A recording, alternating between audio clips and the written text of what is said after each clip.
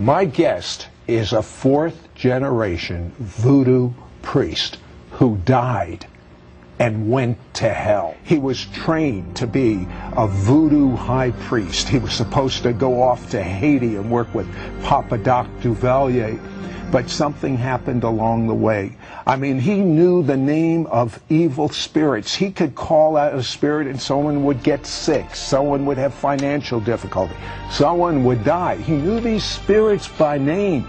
And from a drug overdose, he died. And when he died, he left his body, and he literally experienced... She did tell me. She told me the story, and thanks be to God, she said there was another hand inside of her. She could feel another hand inside of her, preventing all of those things. You know, I mean, when she went to the abortion clinic and they were giving her these shots and these needles to kill you, the shot to start. she was being supernaturally protected. That's right. That's right. But your father, he took matters into his own hand. He beat your mother. What did he do to her? Well, what she told me, it was pretty rough. He would beat her, and he did some awful things to her, trying to destroy me on the inside. But still, God said no. No, it has a purpose for me. And I survived by the grace of God. So you survived, you're born, and obviously you survived, and but your father starts beating you. Why did he dislike you so much? I have no idea. I have no idea, really. All I know is just the beatings kept coming and coming, and thank God. He would beat you with the belt buckle? The buckle, yeah. Which is amazing. At 4, you start taking drugs. Your brothers are selling. At 5, you see your grandmother use voodoo against someone, and what happened? He dropped over, just keeled over. And that's really what started me being interested in it, because I said, wow, what a lot of power for somebody to say a few words and a grown man just fall over backwards. And that started me getting interested in it, because I didn't even know that, you know, there was that much power in it. Except what I saw on TV as a child, but now actually seeing it with my own eyes was like, wow, I wanted some of that. Did you try it? Oh yes. At that young age? Oh yeah. Oh yeah. What happened? When I said the words that I heard, it felt like something started swirling around and got on the inside of me, and these things got inside of me, and I became possessed. And it started a spiral of going downhill from then on. I mean, you became, how old were you when you had a gun and were working with prostitutes? And 13. 13, I worked with. You lived a whole life by the time you were a teenager. Yeah, life of a 50 or 60-year man before I even got into my teens. Yeah, that was a dangerous thing to do, to work with the prostitutes, and had to go to each one of the dates with them and sit there with the pistol and make sure the guy paid. I was only 13. It started working on my mind after a while. So I started going really crazy after. What happened when your dad brought home a witch to mentor you? What was she mentoring you for? She told me that I, being from Haitian background, and that I was to be sent down to Haiti to work on the Papa Doc Duvalier, to be raised up under the president of that country, to control the people through voodoo. And so at the time I was for it, because that power thing, and I was preparing myself to go. What was your preparation like? How many hours a day did you put into this? Well, not so much the day, mainly the night, because I didn't get much sleep. Because there's something about what they call the bewitching hour, which like 12 o'clock to maybe 3 or 4 o'clock in the morning, which a lot of the evil things are being, you learn a lot. Well, she would give you, this witch would give you the names of demons that would then inflict harm on people? Oh, yes. Oh, yes. So you would just call out this name, and then evil would happen to people. You can send things to people, right? But what happened? Wait till you find out what happened when he tries to use this power against some real Christians. Hello, Sid Roth here with Earthquake Kelly, and Earthquake, it's pretty fascinating. This witch moves in. What'd your mother do about that? What about your brothers and sisters? You were, what, the 7th child? Mm-hmm. But did that have significance? Yeah. They, in voodoo, they deal with numbers just like we do it as Christians, but they copy everything that God has. So they wanted the 7th child. Me being the 7th child, they picked me to go and down into Port-au-Prince and City Soleil and live down there and to work with the president of that time, Papa Doc Duvalier. But thank God I had a praying mother, and she's still praying. Thank God for that. Okay. So you're being equipped by this witch to be, I guess, some sort of a priest with Papa Doc Duvalier in Haiti. And how come you didn't go there? One day, my dad, the witch, and myself, the witch packed my suitcase from a little brown bag. She packed it. She said, "This is a day for you.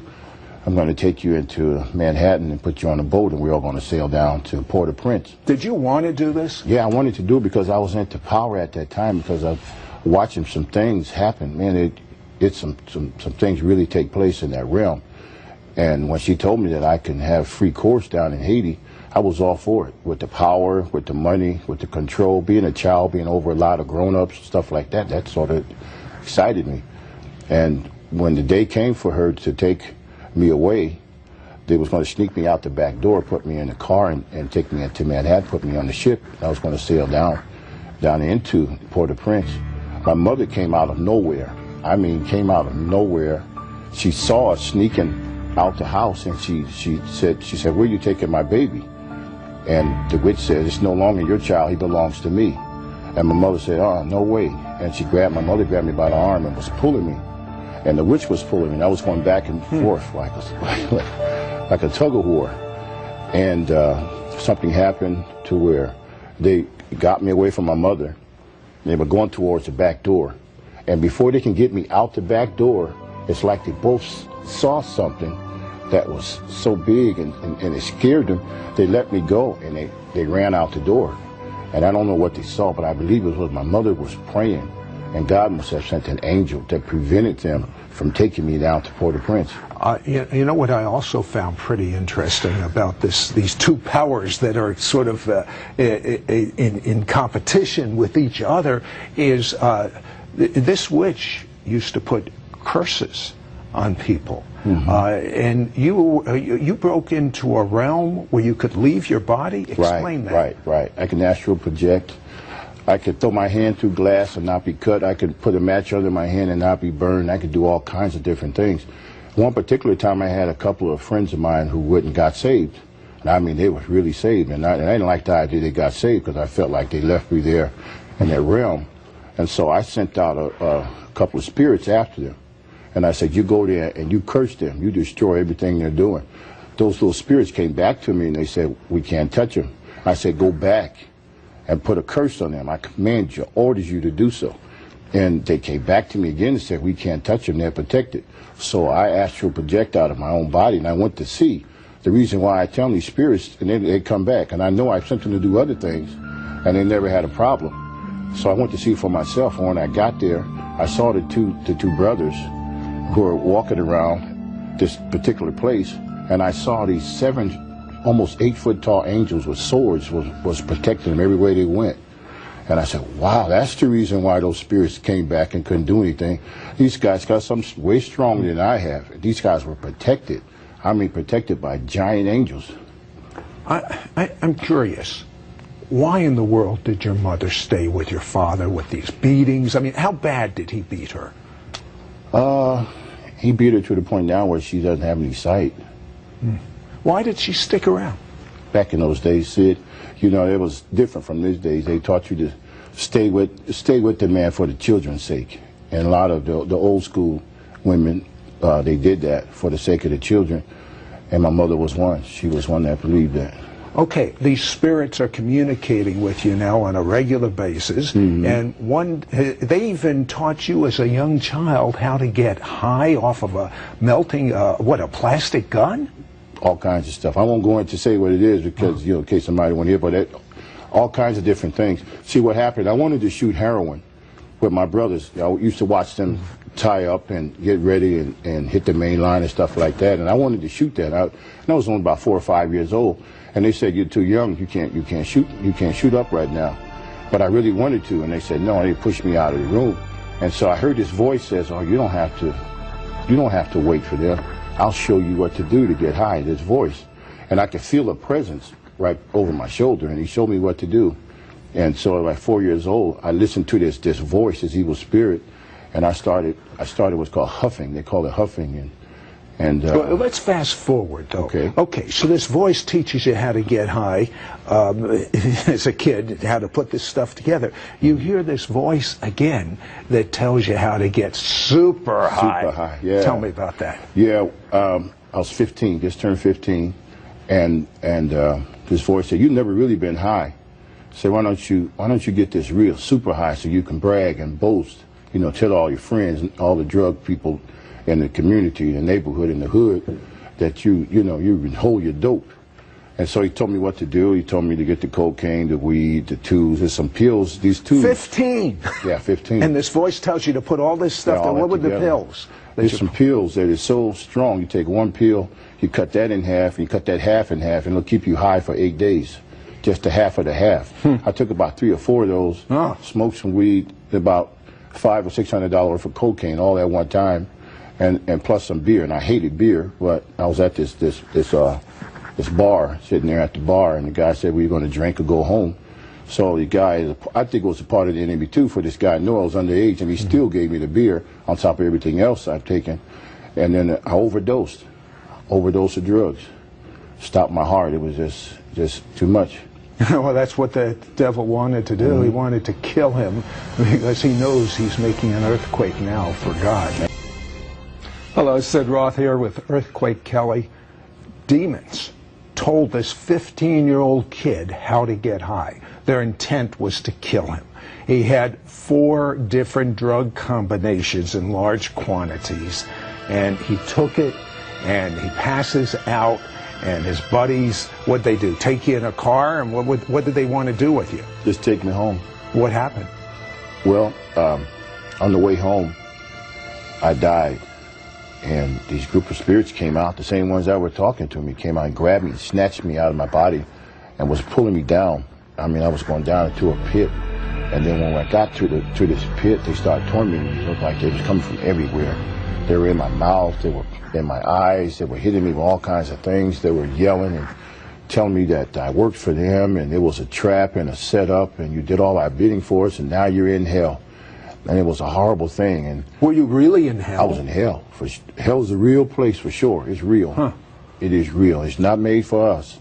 It's designed and made for the devil and his angels. And that's where I wind up at. That overdose of drugs was a trick from the pits of hell. To get the drugs were a trick that set me up to stop my heart, to get me lost for eternity. What did you see? Oh, I saw all kinds of horror, miserable. It's a lonely, miserable, ugly, stinky, sulfur smelling, nasty, pitiful, horrible place that you can't even hardly describe it. But did you hear people say anything? Oh, you can hear all kinds of promises and people screaming and yells and sounds that just torment 24 hours, 7 days a week of nothing but misery and torment. And I was down there amongst them with them and all that torment. But there was some hands of light came down inside of that place, in that pit that I was in, and grabbed me by my shoulders and started pulling me out of there. And I could see, and even as I was pulling out of there, said those spirits were still trying to hold on to me, saying, "He's ours, he belonged to us." But that hand of light pulled me and took me out of there and put me back in my body. And it says, "Because of your mother's prayers," that's what I'll never forget, "you were spared, and because you were chosen to do a work for us." But he kept saying, "Because of your mother's prayers." Who was saying this? That was God's voice. That was God who said, "Because of your mother's prayers." And that's what I heard. And then I sat up and I said, "Oh God, I've been to hell." And at that point, I didn't even know to thank God because I was so wicked and such a wizard and everything like that. But I knew that something had happened. But you were still, you were kind of messed up physically. I was messed up really bad. I was messed up, and my mind was messed up, the optic nerve, because it messed up parts of my body. I realized I couldn't walk, and so when I came back into my body, the people that was driving the car, they opened the car door and they said, "Get out." And I tried to walk, but I fell over to the ground because the lower extremities didn't work, and so I had to pull the top of my body all the way up the stairs. Then I rang the doorbell, and one of my sisters came to the door, and us, bringing from that background, they know an overdose because we had many people to die and overdose in and around us. And she could tell. And okay, shortly thereafter, one of your sisters invites you to church. You're doing drug deals. I mean, even seeing how could you still be doing drug deals? Messed up in the mind. Okay, so you go. Why did you even go with your sister? Because she kept telling me, you need to be saved. And at that time, I didn't want it to, even though I just went to hell. But there was a big shipment of drugs coming in, and my cut was $1 million.